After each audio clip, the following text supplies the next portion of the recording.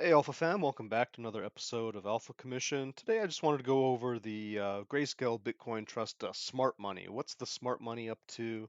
Can we think about any type of a play based upon the smart money? And I think we can actually. If we look at this fractal that I've marked out here, well, it's not really a fractal. It's just the psychology of the market right here. You can see the trend, right, that has been going into this, and I've made some projections. And so far, these projections have held up pretty well, pretty well.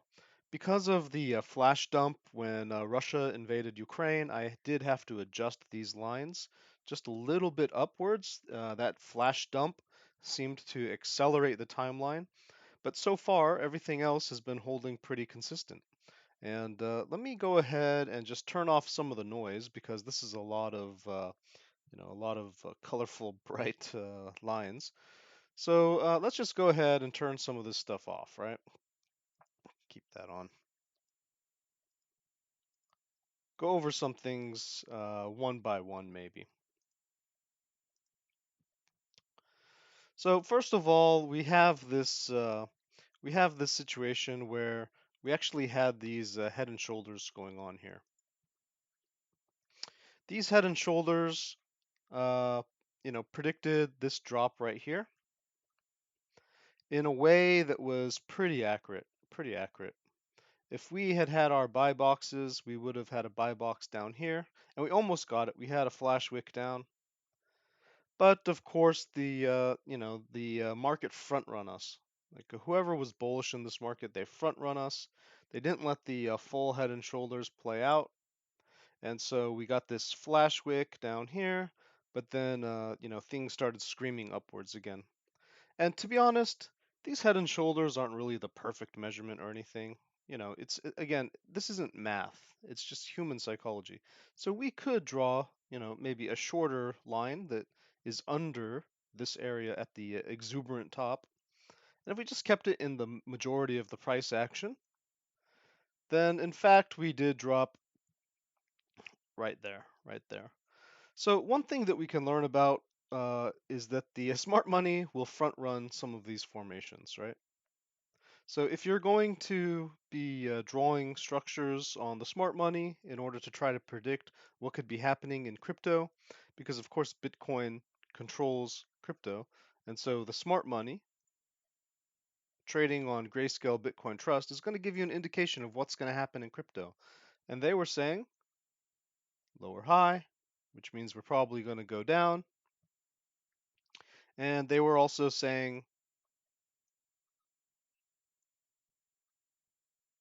you know, we're going to have a head and shoulders.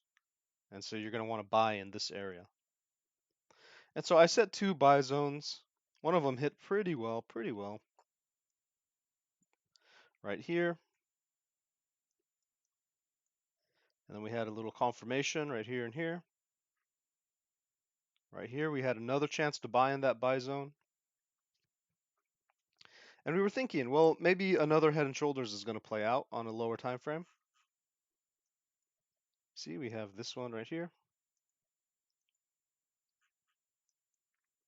We have this shoulder, the head, the shoulder. So head and shoulders. Here's the neckline. But we were thinking, you know what, this is an invalid head and shoulders, probably because this shoulder is higher than this one, which means that price action is increasing. And so while we marked out the measured move for this one down, which would have brought us back into this one, and the reason to keep that is because this head and shoulders did suggest this region to buy. And so if you have another head and shoulders that suggests the same region, you might just keep that buy zone there. You might just consider that you might have the chance to buy in that area. But the failure for this measured move is going to be the height of the head on top of the right shoulder, and that's going to give us some region up here. Now, is this market going to front run us again? Are we going to get a little bit shorter price action? What would that look like? Like this, right? And we pretty much accomplished that. So if the smart money is front running us, then this is probably an area where we would expect to see a strong pullback. And so on the Bitcoin chart, I did tell you that I wanted to short here, and so far that's working out, right? Now, if we go ahead and turn off these head and shoulders, turn off these buy boxes, just see the channel that we're in, you can see how these diagonals hold up, right? We're just traveling in these diagonals, got a little exuberance here, traveling in these in this mid channel here, kind of filling up this area right now. So I'm not making these perfect. They don't have to be perfect. Just adjust them as you go along. But I just want to see how the smart money is trading. And this is interesting because I had marked off this area on the diagonals. I was able to understand this move perfectly, like how it would react at these different levels. Boom, boom, perfect. When it came up here, it grabbed the top of this channel. And look, that's thanks to this wick. Grabbed the top of that channel. Was able to draw this line. And look, boom, broke under, broke above, right? We see it playing with this line. And then when it finally broke down, yeah, it kept breaking down, right? It broke down to here, broke down to here. And then look, it met resistance right at this line, met resistance right at this line. And then, of course, we had to understand this, that this other channel is being formed. And this wick down right here, you can kind of say that there's yet another channel, something like that. It doesn't have to be perfect. It could be this one, and it just never reached it. There could be something right here.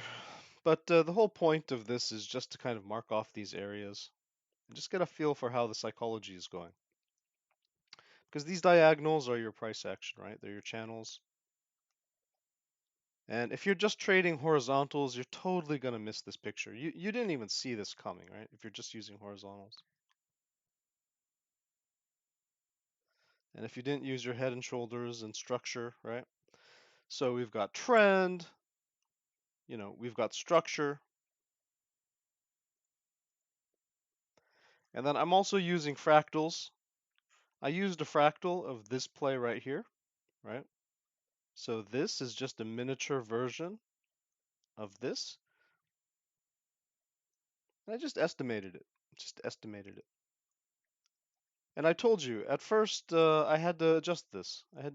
Because we crashed down further than I thought we would have. I didn't expect that. Even now, I could probably, stretch it out just a little bit. We crashed a little bit earlier and a little bit deeper than I thought we would. But this was a good rough eyeballing. It's just, a fractal, when you take a fractal projection, you're just making a concept. You're not trading off of it. But it can be good confluence, assuming that, the chart that you're trading has a lot of patterns to it. It can be good confluence. So look what's happening here, right? This is from this trading area. The same people are trading this chart. The same rich people, the same bots, the same everybody is trading this chart. And so if they get into a bullish mode, we can expect that their psychology will repeat. That's why I use fractals. It's not because I'm trying to be psychic. It's not because I'm trying to be artistic. It's not because I'm trying to annoy people with weird ways of doing things. I'm trying to understand the psychology of how these people trade who own this asset and make a projection, a statistical projection, which has higher likelihood than me just randomly guessing or just being, super greedy and super fearful, right? I want to protect my feelings by getting a fractal out here that tells me, okay, well, the smart money that trades this chart, according to this fractal, when they have a drop like this, they chop down like this. They get to about this low, and then they start feeling confident again. They get to about this high, and then they start feeling a bit nervous. They get a pullback. You can see it's working out. I might expect a pump and a pullback. Or I might just expect it to just pull back to this area. You don't want to over focus on the details when you're using these fractals. And then let's go ahead and put our new channel back on, and you can see that does measure up quite well with the psychology that's already being developed in these channels. The price action would be here, and then it would max out around here, and there might be some exuberance, right? It might dip down a little bit, but it's probably just going to test that line and stay in the channel. And if it does break down under that line, then you know something's wrong, right? So you might ask, okay, well, but I don't trade grayscale. How am I supposed to use this information? Why are you telling me about it? Because we can overlay the Bitcoin chart. This is the Bitcoin chart. Let me change grayscale to a line graph. So this teal one is grayscale. This pink one is Bitcoin, and then this orange one is just my projection, just my concept, right? And then we can roughly make these fit together. Now, I want to make the most recent price action fit together. I don't want to make the old price action fit together because that's ancient history, right? So let's make the most recent price action fit together. And that looks about right. That looks pretty good. So our current price and Bitcoin's current price are pretty much in the same area, okay? So you can stretch this out a little bit more, you can shrink it a little bit more, you can replace it. I wish that would stop adjusting dynamically.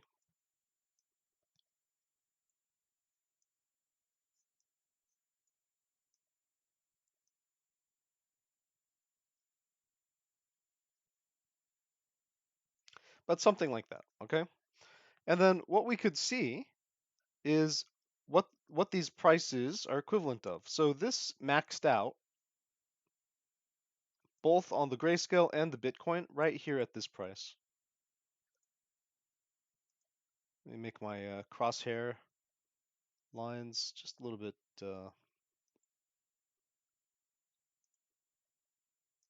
brighter.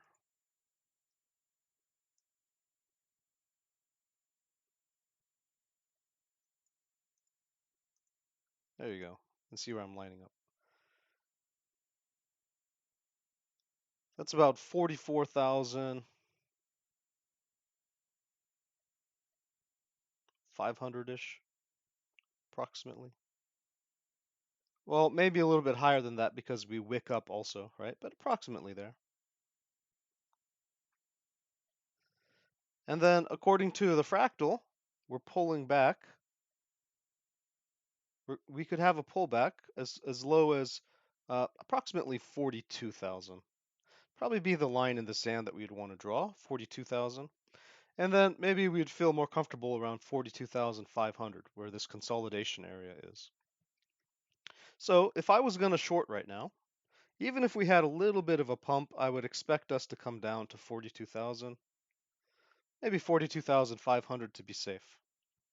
And again, I'm using the grayscale chart and I'm using fractals, right? And diagonals. I'm not using anything else. I would have predicted the height of this move. I can predict the bottom of the move. And it's not certain. It's not 100% certain. It's just a higher likelihood than some other methods. Now, that's all I want to talk about with grayscale. I'm going to have other episodes where, of course, I'll be talking about better metrics and how to, judge that. I just want to show you how I'm using the grayscale chart in order to interpret how smart money might be thinking, because this is straight out of their psychology. And the grayscale money, those are those rich institutions which own the Bitcoin, and so they use it through the Bitcoin Trust, right? The Grayscale Bitcoin Trust. And these guys might have some insider information. They might know things that we don't know, right? And so they trade slightly different than Bitcoin. Again, the pink chart is Bitcoin's chart, and the teal chart is Grayscale's chart, and you cannot make them fit. Here, I'm going to make just the current price action fit perfectly. And look at the rest of their price action, right? It's not identical. it's supposed to be identical, but it's not identical.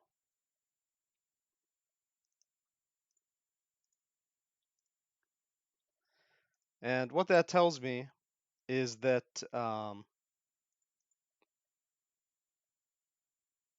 it's important to understand what the smart money is doing, because they might be driving the market even on the regular exchanges, even on the regular um, Bitcoin chart, because they are the ones who are whales that own a lot of Bitcoin. And so when they do something, they move the market a lot, right? And so the Bitcoin Trust, the Grayscale Bitcoin Trust, can give you kind of a little bit of an insight on how they're thinking. All right, that's your alpha for the day. Stay safe, guys, and happy trading.